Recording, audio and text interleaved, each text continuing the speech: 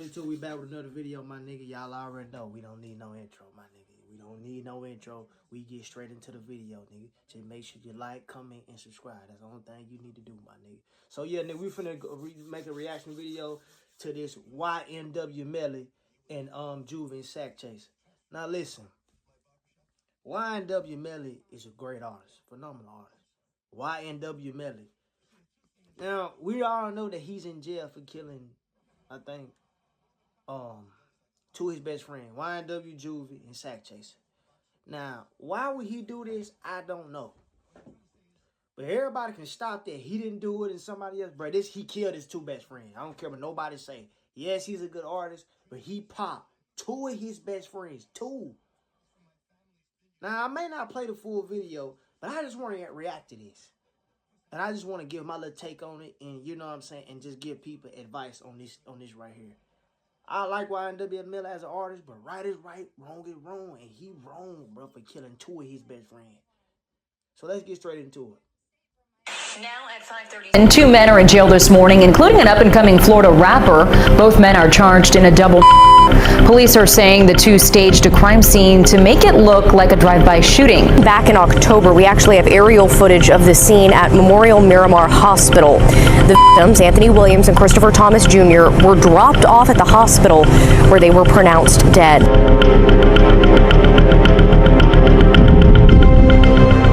October 26, 2018, at 4:35 a.m., Cortland Henry, a young rapper known by YNW Bortland, entered the emergency room at Memorial Miramar on 1701 Southwest 172nd Avenue, requesting assistance for two passengers in his vehicle.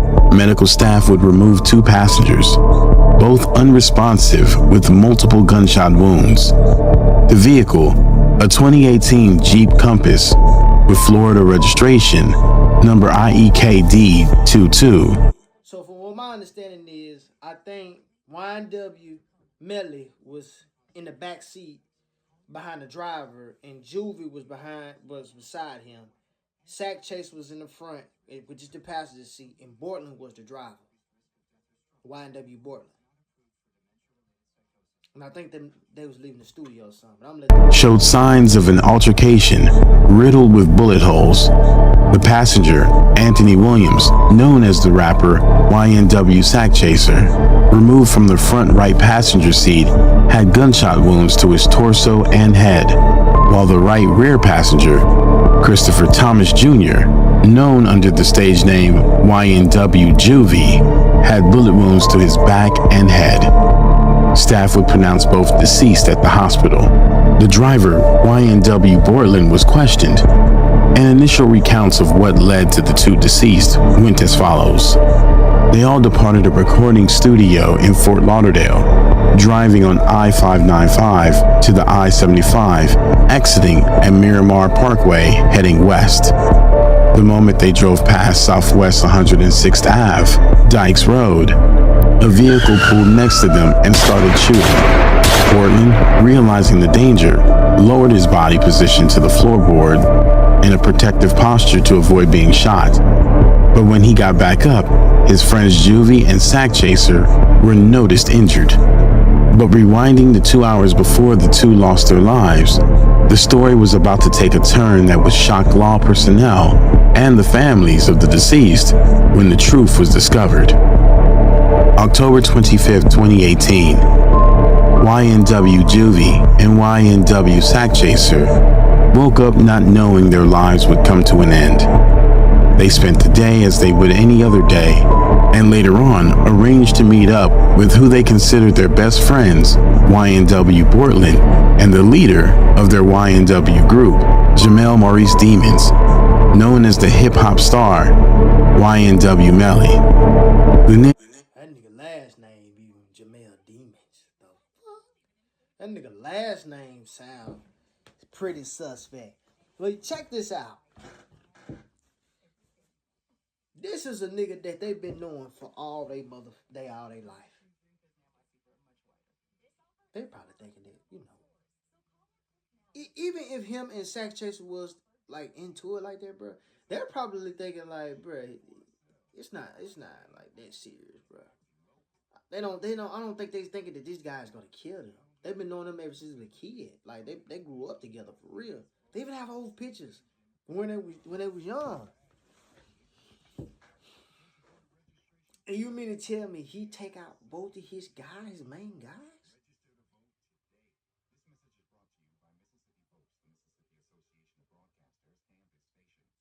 Like,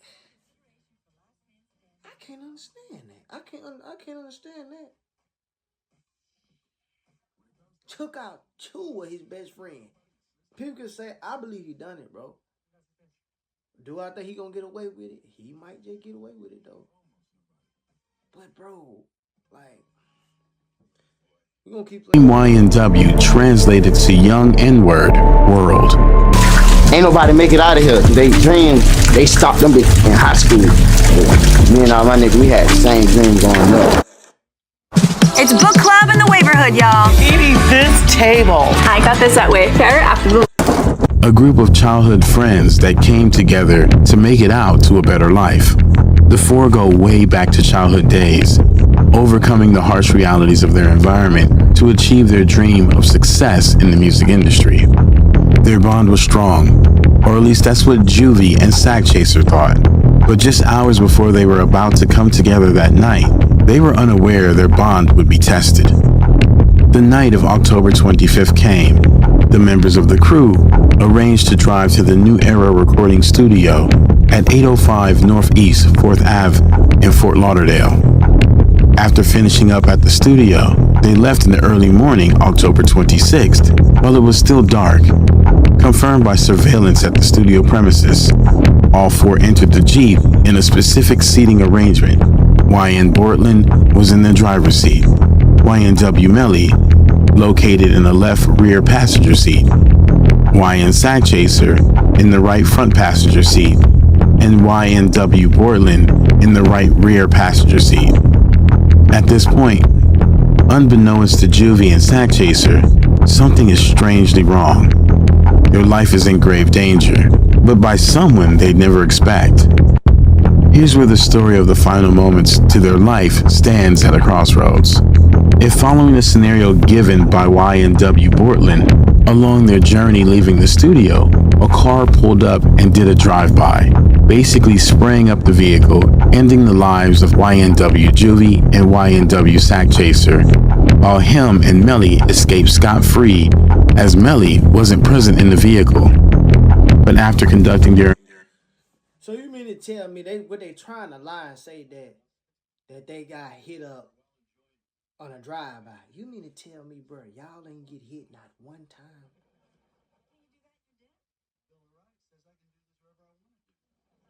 Borland and Melly is trying to say that it was a drive-by. Y'all ain't get hit not one time. No scratch. No graze on the just good. What? That don't even sound right. Man, listen. When younger Ace, and I'm not just trying to be, when younger Ace and his homeboy got hit on a drive, that's a drive-by. They hit everybody up. It was four in the car, just like how they were. They hit everybody up. Everybody. What is they talking about? Drive-by. Nigga, there ain't no drive-by, nigga. Investigation given Bortland's story, detectives painted a far more sinister end to the duo. And this is where I'd imagine Juvie and Sack Chaser felt betrayed and totally confused as they took their final breaths. Using investigative technology, detectives were able to piece together the scene where the tragedy occurred. Bortland, Melly, Juvie, and Sack Chaser, all in the vehicle.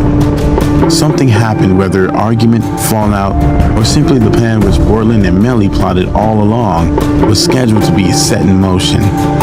Through mapping out the paths of the bullets, findings suggest that the trajectory of the bullets into the vehicle were inconsistent with the story of a drive-by.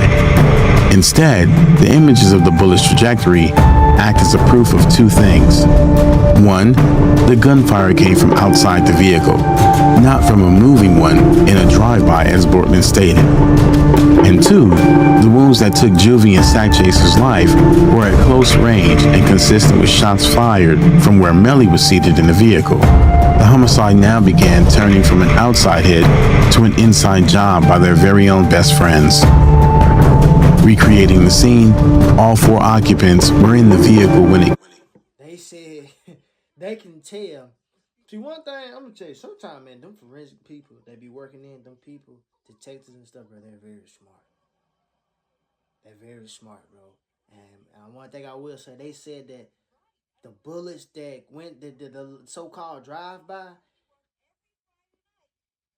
that ain't what killed them. They know the bullets that killed them, and they're saying that they're close range. Where YNW Melly was sitting at. Where he was sitting at. And you have some people, I hate when people cap. That's my biggest thing. We love YNW Melly. I mean, we like him, you know what I'm saying? We like him as an artist, stuff like that. Let's stop capping. Man, I don't think he definitely done it. But you wasn't there. Shut up. The evidence add up, man. The evidence add up, baby. This nigga here then pop two of his best friends. At least that's what I believe. This one story here, it just gets me. Just imagine your close day one homeboy, bro. You know him. You spend that by his house. He come to your house. Y'all may be wearing the same clothes. Y'all hitting the same hole. Just, y'all, your mama know. Your mom, he call your mom. This is it. And he take you out.